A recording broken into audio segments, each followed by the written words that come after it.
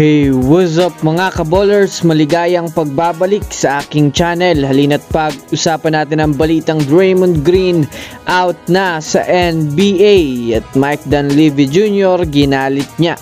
Tara't pag-usapan natin yan dito sa Basketball Hotshot.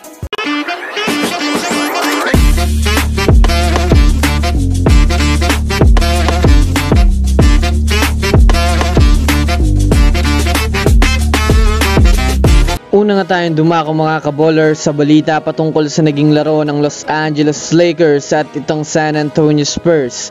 Well, sa pagsisimula pa lang nga po mga kaballers ng laro ay halata naman na mataas ang kumpiyansa ng Lakers na maipapanalo nila ang larong iyon. Pinangunahan nga po agad ng mga second unit ng Lakers ang first half dahilan upang makalamang agad sila sa kupunan ng San Antonio Spurs. Kahit nga po wala si LeBron James mga kaballers ay todo atake naman sa parte ng Lakers itong si Anthony Davis, habang sa kabilang parte naman na ito ring si Victor Wembanyama ang halos kumakana sa kanila.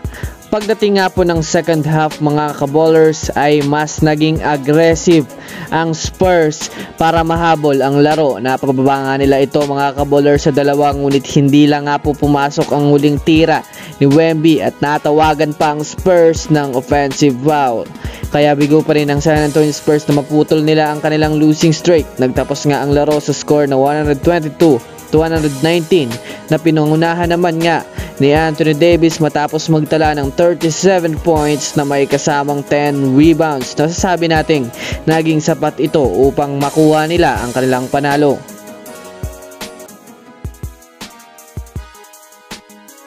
Samantala, dumako naman tayo mga kaballers sa balita patungkol sa kupunan ng Golden State Warriors.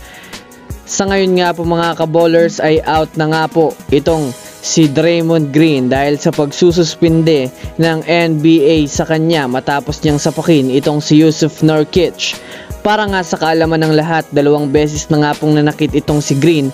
Una mga kaballers ay ang pananakal nito kay Rudy Gobert at ito namang pananapak kay Jusuf Nurkic. Well, alam naman nga po natin mga kaballers na nauna na ngang masuspinde ng matagal-tagal itong si Draymond Green para magsilbing leksyon, ngunit hindi pa rin nga po nadala kaya mabigat-bigat ngang parusa ang matatanggap nito sa ngayon. Wala rin nga pong inilabas na eksaktong timetable kung kailan ito makakabalik sa laro. Bukod pa dyan, sasailalim na rin nga ito mga kaballers sa counseling dahil ipinatawag na nga ito ni Mike Dunleavy Jr.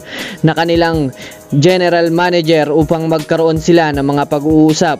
Kumbaga mga kaballers, kailangan nga talaga ito ni Draymond Green upang mabago niya nga po ang kanyang maduming laruan na hindi nga po maganda ito para sa ibang mga manlalaro. So that's it for today's video mga kaballers. Yan lang ang ating pag-uusapan sa ngayon. Pindutin nyo ang subscribe and hit nyo na rin ang notification bell para sa mga susunod na updates sa mundo ng basketball. And this is Basketball Hotshots. Thanks for watching.